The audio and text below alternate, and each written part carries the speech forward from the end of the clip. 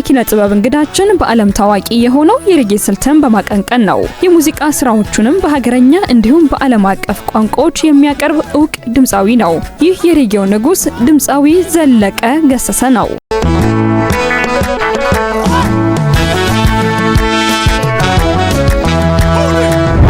በእውነቱ በጣም ዲያስፖራውም ውጭ ሀገር የሚገናኘው በእንዲህ አይነት በዓል ጊዜ ነው።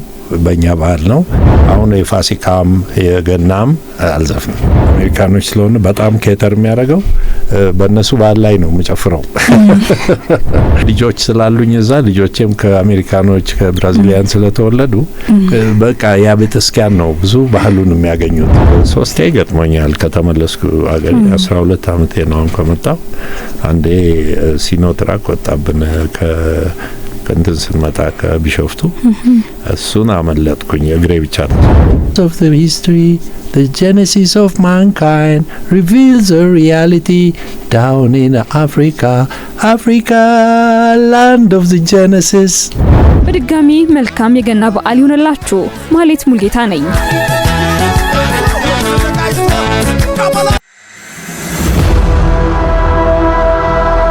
በዛሬው ቆይታችንም እንግዲህ በተለያዩ የሙዚቃ ስራዎቹ እናውቃለን። የኪነ ጥበብ ባለሙያው ድምፃዊ ዘለቀ ገሰሰ ይባላል። እንግዳችን ስለሆን ከልብ እናመሰግናለን። እንኳን ደህና መጣ።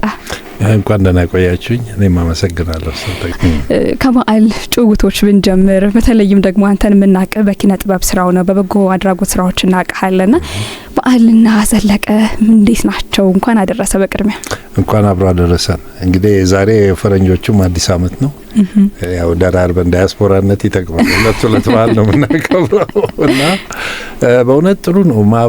በበዓል ጊዜ ቤተሰብ ይገናኛል፣ በጎ አድራጎት ስራዎች ይካሄዳሉ እና በዓል ጊዜ እኔ በበኩሌ ላለፈው 20 አመት ትዝ የሚለኝ በበዓል መጣና ኢትዮጵያ ያው ገጠር ብዙ ትምህርት ቤቶች ሰርቻለሁ።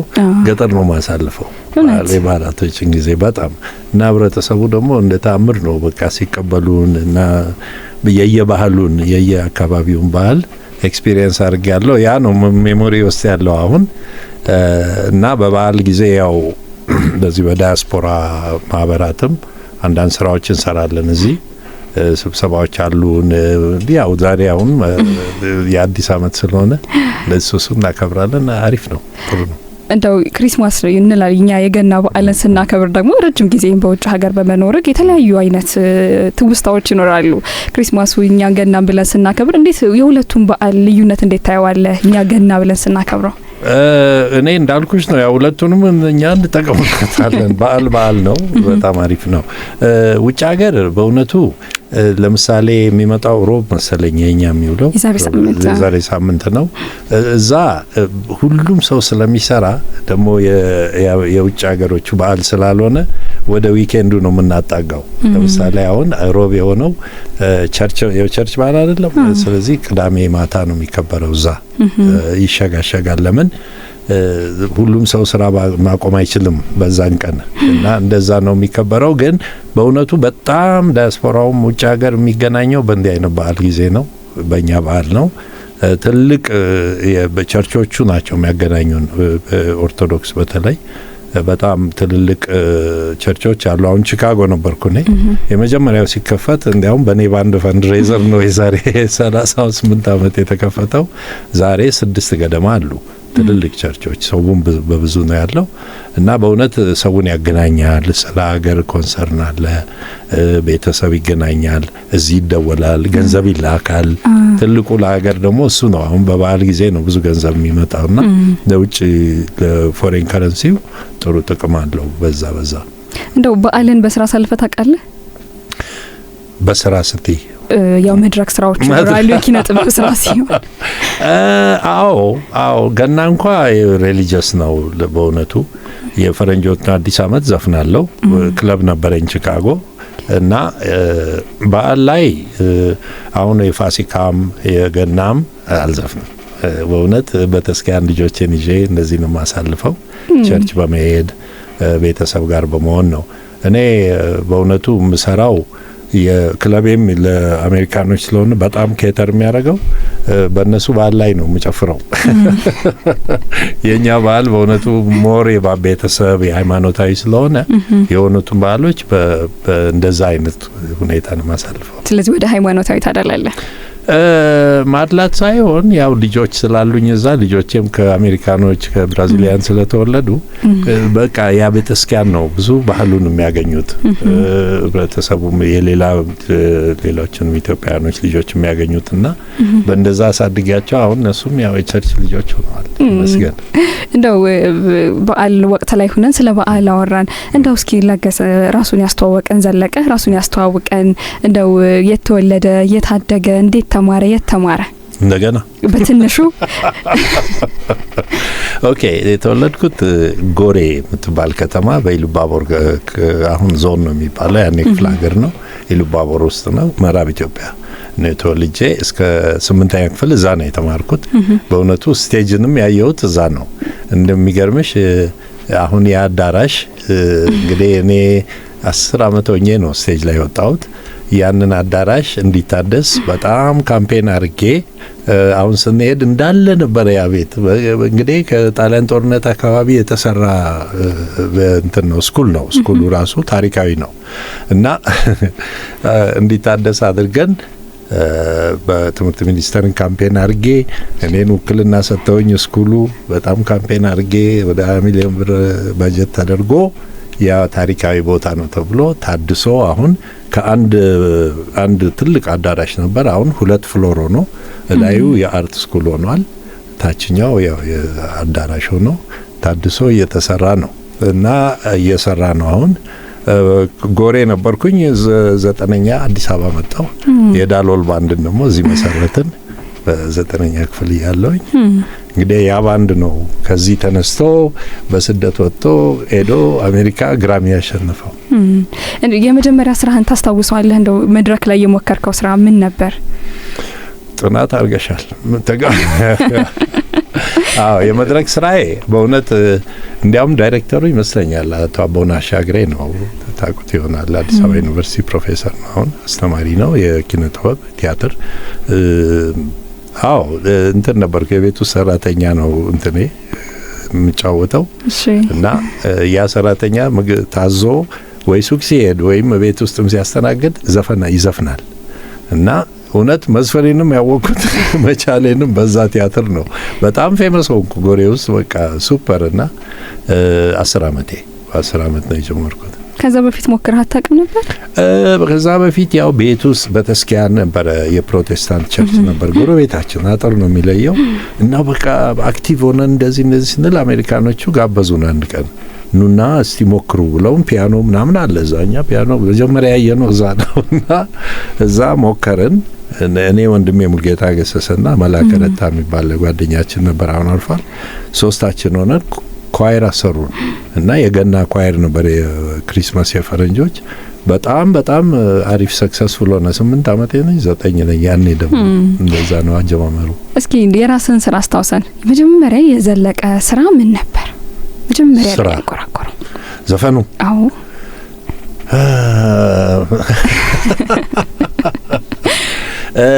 እውነት የራሳችን ስራ መስራት የጀመርነው አሜሪካን ስንገባ ነው። ዩኒቨርሲቲ እንደገባን እዚህ ያለን በሙሉ ኮፒ ነው የምንሰራው። የነ ጄምስ ብራውን፣ የአሜሪካኖቹ ስቲቪ ወንደር፣ በጣም ስቲቪ፣ ቦብ ማርሌ፣ ጂሚ ክሊፍ፣ አሬታ ፍራንክሊን። ግን እዛ ስንሄድ ነው ሬጌ ቡጊ የምትብል ዘፈን ነች የመጀመሪያ ዘፈናችን።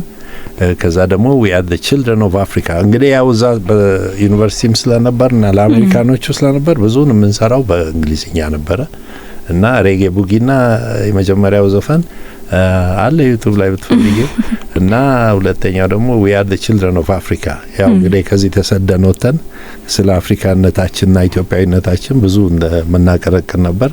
ይሄ ነው እንግዲህ ትዝታ ውስጥ ካስገባሽኝ። እንደው አንጎራጉረህም ሊሆን ይችላል ለአድማጭ ተመልካቾቻችን ብጋብዝልን። ውይ በዛ ያኔ የመጀመሪያው I love reggae, I tell you why it will shine in like the sky. የሰላሳ አመት በፈላስታ ውስጥ ይኛለሽ። We are the children of Africa, we are the children of Africa. Genesis አለ the source of the history, the genesis of mankind reveals a reality down in Africa, Africa, land of the Genesis. Africa is a real source. እናመሰግናለን። Thank you. እንግዲህ ቀደም ብለህ ስታነሳው ነበረ የልጆች አባት ነህ። እስኪ ልጆችን አስተዋውቀን። ትልቁ ልጄ ኤቨን አለን ገሰሰ ይባላል። አክተር ነው፣ ሆሊውድ ነው፣ ፕሮዲውሰር፣ አክቲንግ እና ዳይሬክቲንግ ይሰራል። አሁን ጥሩ ተከታታይ እንትኖች ፊልሞች እየሰራ ነው አሜሪካን ሀገር ቴሌቪዥን እና ፊልምም ፕሮዲውስ አድርጓል። ሬዝ ዩር ሃንድስ አፕ የሚል በሴቶች መደፈር ላይ የተመሰረተ ታሪክ ነው። የሚገርም ነው እሱ። አሁን በአማዞን እና በማን ነው በአፕል ቲቪ እንትን እየተደረገ ነው፣ እየታየ ነው። በጣም የሚገርም ፊልም ነው። ዳይሬክተሯም እንዲሁ በድፍረት የተደፈረች ነች። ሁለቱ አክተሮች እነዚሁ ሪል ሰዎች ናቸው አብረውት የሰሩት። ጥሩ እየሄደለት ነው እሱ። ከዛ ሌላ ሁለተኛዋ ልጄ ቅድስት ገሰሰ ትባላለች። ይቅርታ። እሷ ደግሞ በሂውማን ራይትስ ሎው ከኔም ፕሮግራምሽ ጋር ሄደ በሂውማን ራይትስ ሎው ከሃርቫርድ ዩኒቨርሲቲ ማስተርስ ዲግሪዋን ይዛ አሁን የደቡብ አፍሪካ ውስጥ የአፍሪካ ሴቶች መብት ተከራካሪ ግሩፕ ውስጥ ትሰራለች በዩናይትድ ኔሽንስ ስር። ሶስተኛው ልጄ ፊሎሶፊና ላንጉጅ አጥንቶ አሁን ለትልልቅ ኩባንያዎች ኮሜርሻል ይጽፋል ሎስ አንጀለስ። አራተኛዋ ትንሽ ነች፣ እዚህ ነች። እሷ ያገር በቀል ነች። እንደው አገላ አምስተኛ ክፍል ተማሪ ነች።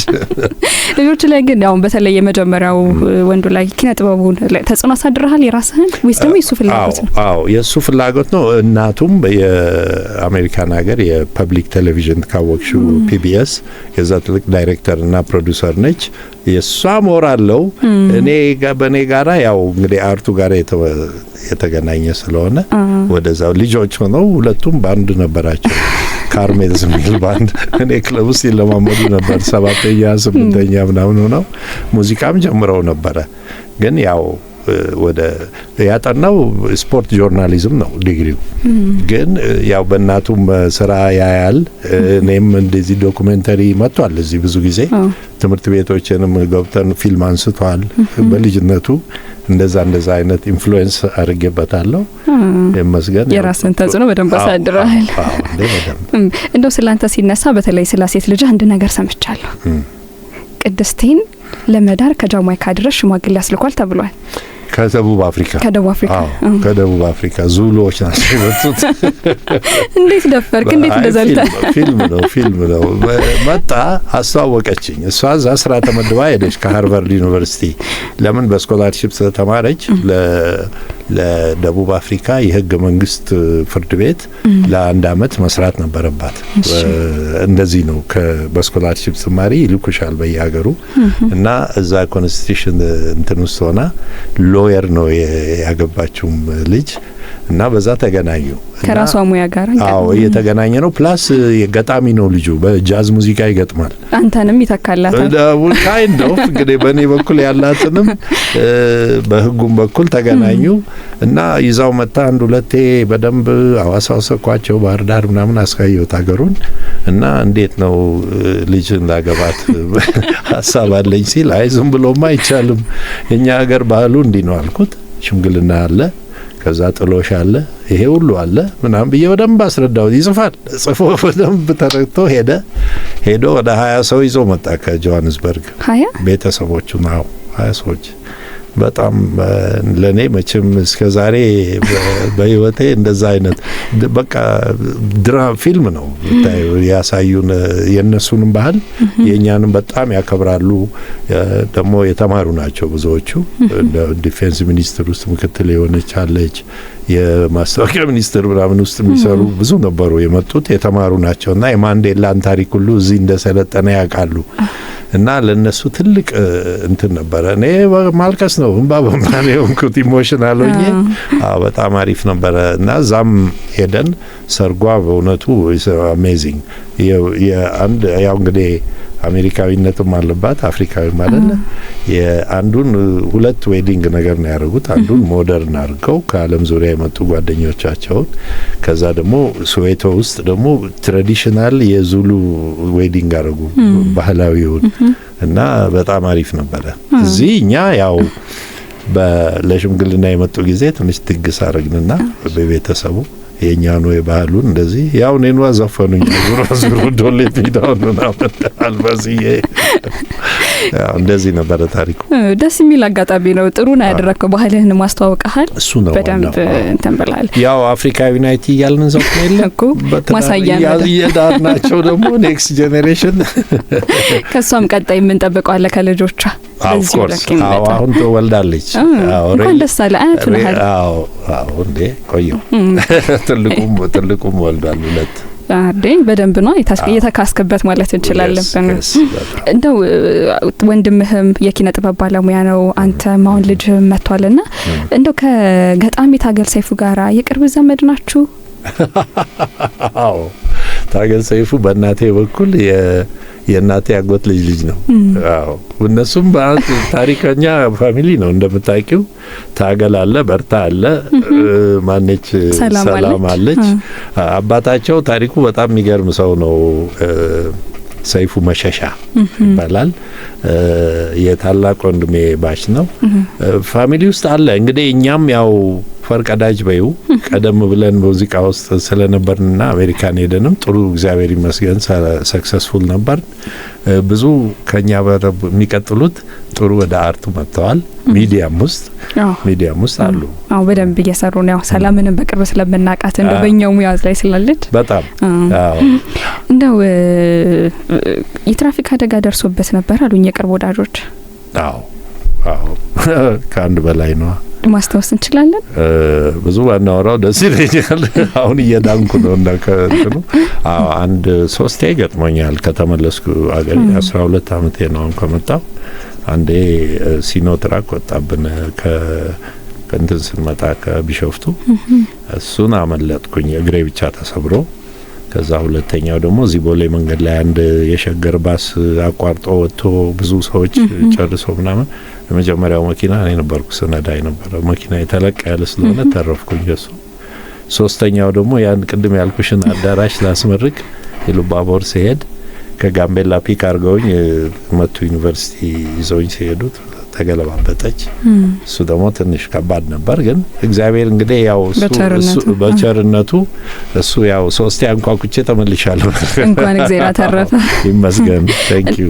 ምናልባት እንደው ሀገሬ ሙዚቃ ሲሰራ ብዙ ድራማ የሚመስሉ ነገሮች መስማት ለተሳናቸው በደንብ መግለጽ ትችላለና እንደው እንዴት ተሰራ ሀገሬ? እንግዲህ እኔ ስለ ሀገር ስዘፍን ቆይቻለሁ።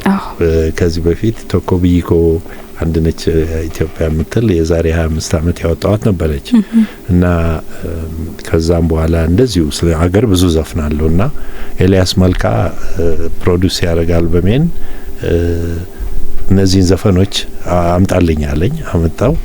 በቃ አሁን ደግሞ አንድ እናቀናበርና እንስራለኝ እንዴ በደንብ እንደ በለስታ አልኩት። ከዛ ነው የተነሳው። ደሞም ጊዜውም የዛሬ 10 አመት ነው። እኔ ተመልሼ ሀገሬ ምናምን ትንሽ አንዳንድ ነገሮቹ ነቅነቅ ያሉ ነበሩ።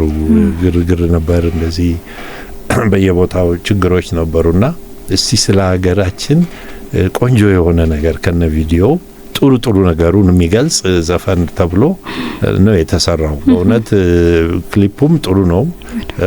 አዎ ማነው የሰራውም ልጅ በጣም ጎበዝ ነው። ከኤልያስ ሞኒተር እያደረገ ቼክ እያደረገን አንድ ላይ ለ3 ነው የሰራ ነው። በጣም ጥሩ ነው። ጊዜ እንግዲህ አንዳንዴ ምን ይሆናል መሰለሽ ዘፈን ጊዜውን ሲነካው ይቆያል። በደንብ ሰውም ጋር ይደርሳል። ዘመንም ይሻገራልና ሀገሬ በእውነቱ በጣም ጥሩ ተሰምቶልኛል። ከህፃናት ልጆች እስከ ትልቅ ሰዎች በደንብ ያውቁታልና ስራውን ሰርቷል ብዬ አምናለሁ።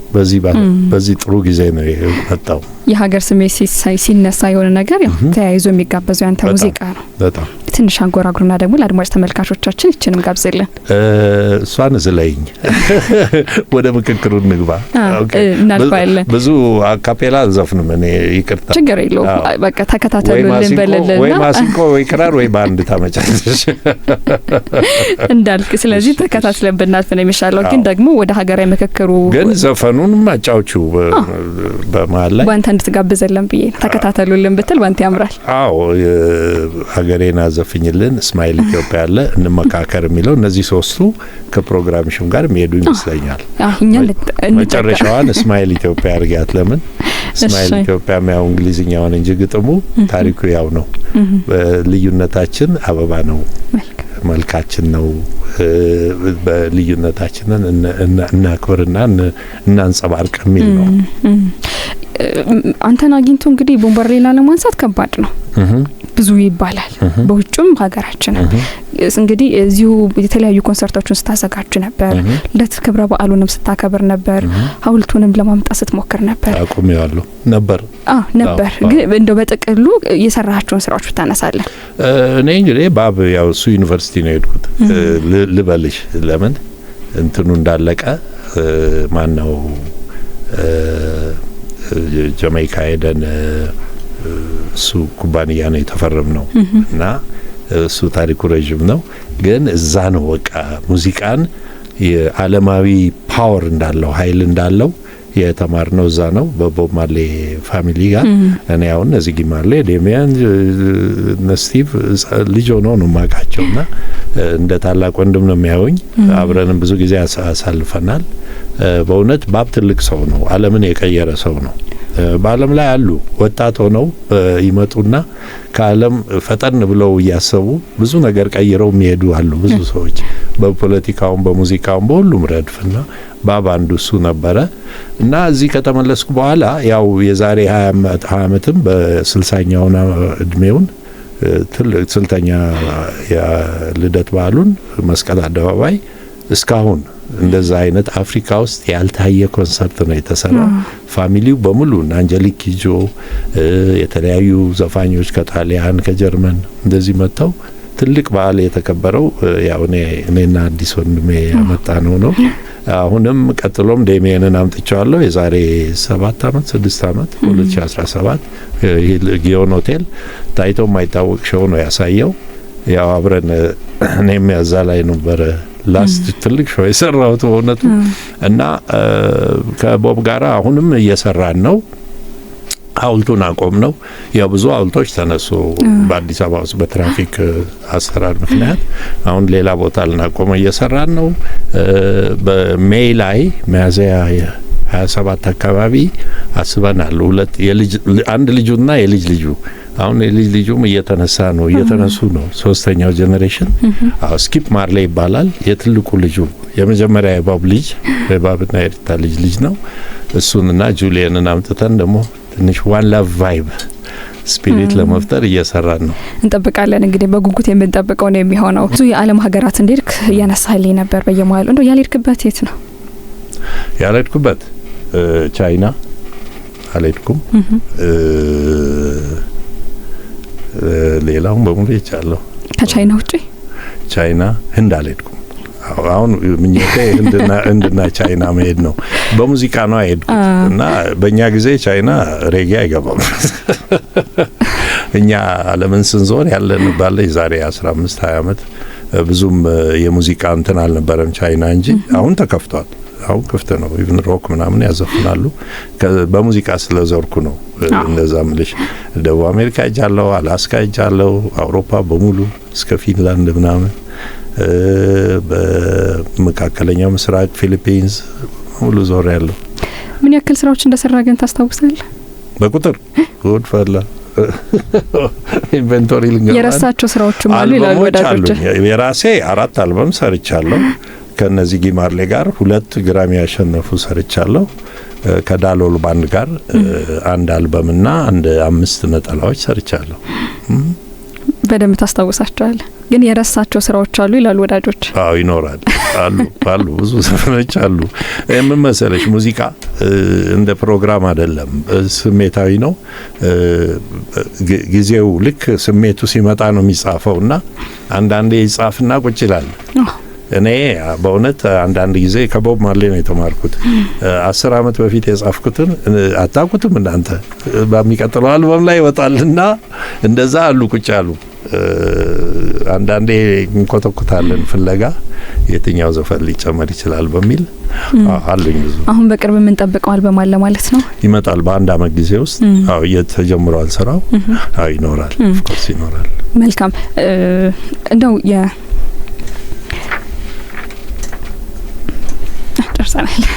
ስለ ሬጌ የሙዚቃ ስልት ሲነሳ ራስታ የሚለው ነገር ተያይዞ ይመጣል። ምክንያቱም አንተንም ብዙዎች የሚያውቁ ራስታው ይላሉ ልጆቹ። ራስ ነኝ እኔ፣ ራስታው ሳይሆን ራስ ከሚለው ቀጥሎ የባህላዊ የኛ የኢትዮጵያው ሹመት እንደዛ ነውና እንደው ምን ማለት ነው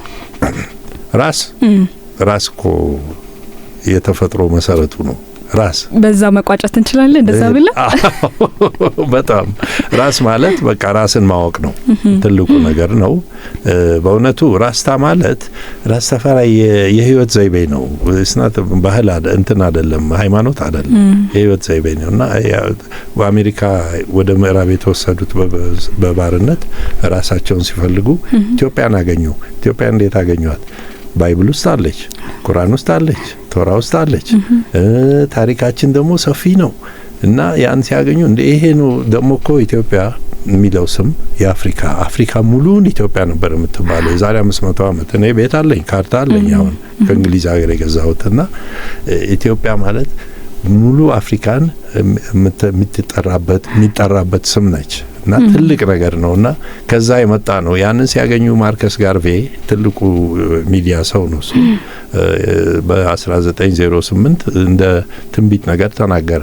አንድ ንጉስ ይነግሳል በምስራቅ፣ ያ ንጉስ ነጻ ያወጣናል ከባርነት የሚል ትንቢት ተናግሮ በ20 ዓመት በኋላ ቀዳማዊ ኃይለ ሥላሴ ነገሱ እና ስማቸው ማን ነው?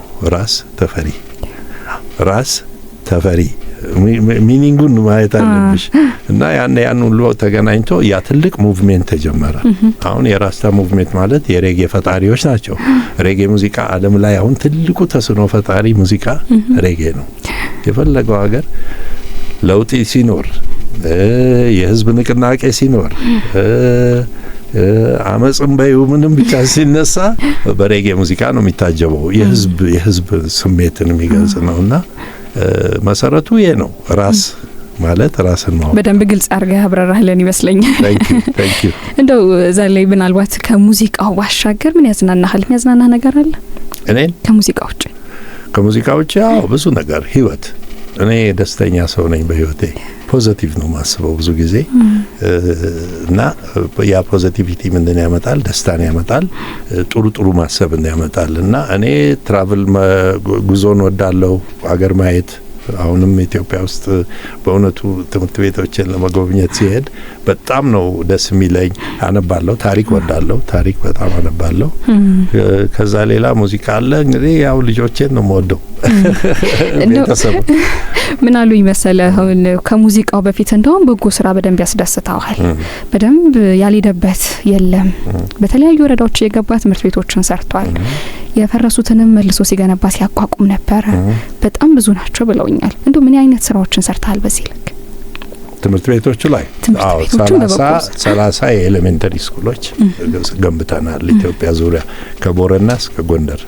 እና በጣም እኔ በእውነቱ የደስታ ለቅሶ የለም፣ እስከ ደስታ ለቅሶ ነው የምደርሰው። ለምን አሁን አንዳሉኝ እንዲያውም አሁን ልታስወሪኝ ነው በሚዲያ ኮምፒውተር አስፈልጎት ያስኩል የሚገርመው እስከ 10 ልጆች በዲግሪ ሌቭል 5ቱ ማስተርስ ድረስ ደርሰዋል። ከዛ ገጠር ከዛች ስኩል ወጥተውና በጣም ሞዴል ትምህርት ቤት ነው። በጣም ከዚህ ሩቅ አይደለም፣ ከሰበታ 40 ኪሎ ሜትር ወጣ ብሎ ነው። እና አሁን ኮምፒውተር ኔክስት ዊክ ኮምፒውተርና ፕሪንተር ለምን ለፈተና ምናምን እንደዚህ ያስፈልገዋል። ኮምፒውተር ክላስ ነበረው የዛሬ 12 አመት 40 ላፕቶፕ ሰጥቻቸው፣ ያው ላፕቶፑ አርጅቶ ምናምን ሜንቴናንስ ስለሌለው አሁን ፈንክሽን አያደርግም። ኔክስት ዊክ ኮምፒውተር ይዤላቸው ልሄድ ነው። ስራው ይቀጥላል። ደግሞም መታደስ አለባቸው እነዚህ ስኩሎች አድገዋል። አሁን ይሄ ስኩል ምነግርሽ ስንከፍተው አንድ ክላስ ውስጥ 35 ልጅ ነበረ። ዛሬ 80 ልጅ ነው አንድ ክላስ ውስጥ ያለው። አንዱ ዴስክ ያይገዛንላቸው ዴስክ ላይ ለሁለት የነበረው 4 ነው ቁጭ የሚሉትና የማስፋፊያ ፕሮጀክት እየሰራው ነው። እሱንም አንድ ከ31 ሜቢ በሁለት ልንጀምር ነው። አንድ ሰበታ፣ አንድ ደግሞ ጨዋሂት የሚባል ከተማ አለ ጎንደር፣ ደንቢያ ወረዳ። ከጎንደር ወደ ጎርጎራ ስቴጅ መሀል ላይ ያለች ከተማ ነች። እሱም ሌላ ሞዴል ስኩሌ ነው።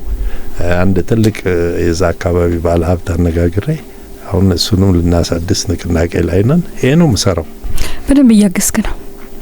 ያቅሜን ያለው ባለ እስካለን እንግዲህ በዚህ እድሜ የሚቻለውን ሁሉ ሰርተን መሄድ ነው። ምክንያቱም ዘለቀ ስል እንዴ በጎ ስራው ሲሉኝ ነበረ የቅርብ ወዳጆቼም ጋር ስደውልና እንደውም በደንብ ከሙዚቃውን ባሻገር እኩል ማለት እንችላለን።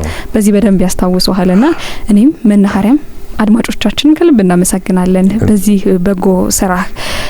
እንደው የኢትዮጵያውያን አሉ፣ ትውልደ ኢትዮጵያውያን አሉ፣ የአጀንዳ ማሰባሰቡ ላይ በደንብ የተሳተፉ አሉ፣ እንግዲህ ራሳቸውን የሚያገለሉ አሉ። ስታነሳው ነበረ ፋይዳው ሰፊ ነው፣ ፋይዳው ብዙ ነው። ኑ ተሳተፉ፣ አጀንዳችሁን አስረክቡ ስትል ነበር። ኪነ ጥበብ ባለሙያዎች አጀንዳቸውን አስረክበዋል። እንዳልነው የውጭ ሀገር ዜጎችም ትውልደ ኢትዮጵያውያኑም በተለያዩ ወረዳዎች ያሉም አካቶ መተግበር እስኪቻል ድረስ በተወሰነ እንግዲህ የአቅምን ያክል አጀንዳ ማሰባሰብ እየተሰራ ነው።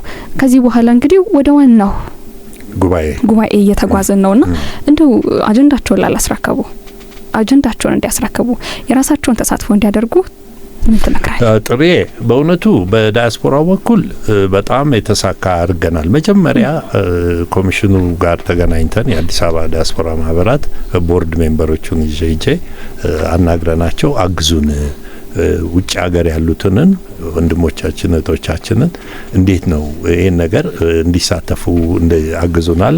ዌቢናር እንዲዘጋጅ ሀሳብ አቀረብን። በዙም እንዲያገኟቸው እና አደረጉ። አፍሪካ አደረጉ፣ አውሮፓ አደረጉ፣ አሜሪካን እና ካናዳን አደረጉ፣ ኤዥያም አድርገዋል፣ ሳውዝ አፍሪካ አድርገዋል።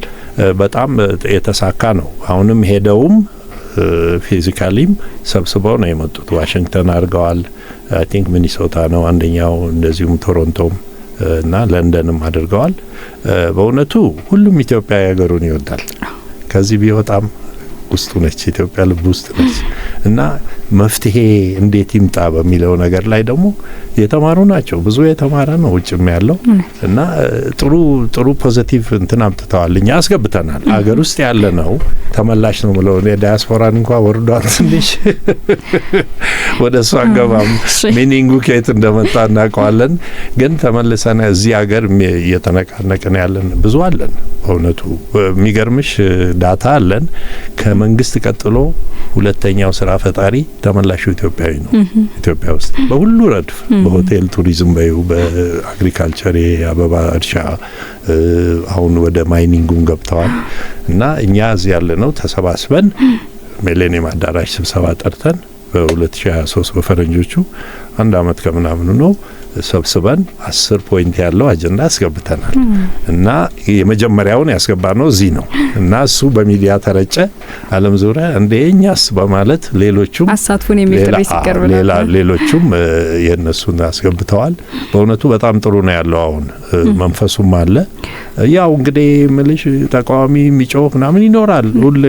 ሁሉም አንድ አይነት መስመር አይሄድም። ትልቅ ሀገር ነች እና ያም እንዳለ ሆኖ ግን ማጆሪቲው አስገብቷል። ሀሳቡን ድጋፉን ሰጥቷል።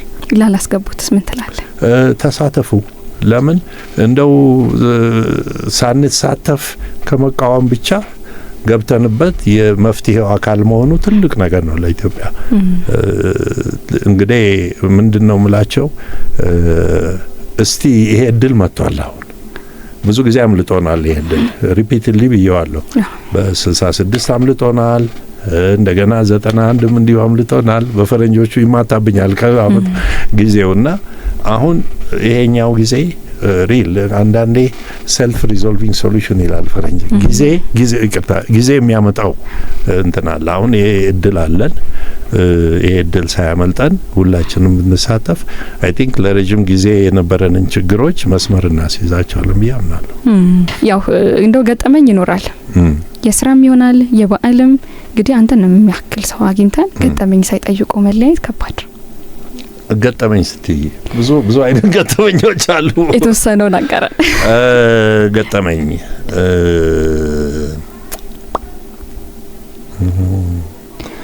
I don't know። በዓልን ስታስብ የገጠመ ገጠመኛል?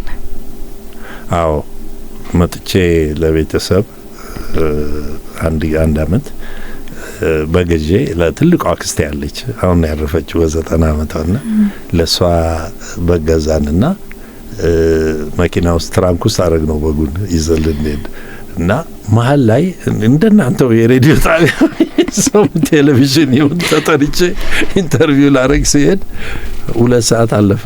ለዚህ ነው ቶሎ በሚልሽ ቀልድ ነው 2 ሰዓት አለፈና ያን በጊዜ አክስቴ ቤት ሄጄ ውብዬ ሁልሽ እንዲሁ ነው ምናምን እንትኑ ስንከፍተው በጉ ሞቷል። አየራቱ ሞቷል እና it was like surprising። ተመልሼ ወደ ገበያ ወደ ሾላ ገበያ ማለት ሰው የዓመት በዓል ሀሳብ ይሄ ነው። ነፍስሽን ይማረው አክስቴ።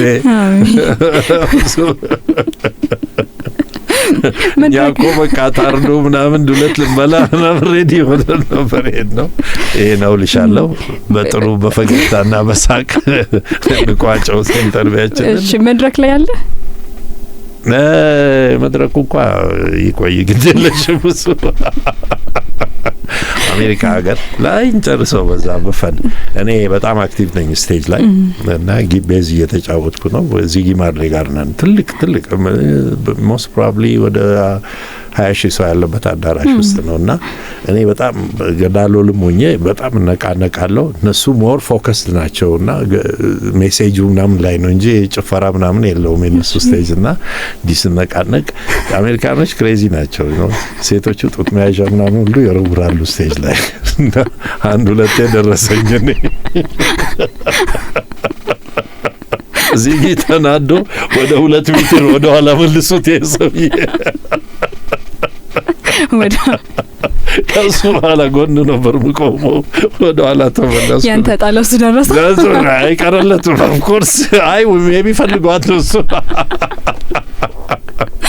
ሰራተኞቹ ቀንቶብን ይልኛል። ኧረ ግድ የለም እሱ አለቃዬ ነው እላቸዋለሁ። ይሄ ነው ልሻለሁ ሁለቱ ገጠመኞች። እናመሰግናለን። ቀረ የምትለው ሀሳብ እንግዲህ እዚህ ድረስ መጥተህ ማስተላለፍ ያለብህን መልእክት ካለ በዚሁ ብታጋራለን። ለሀገራችን ሰላም ያምጣልን፣ እግዚአብሔር ይጠብቀን። በእውነቱ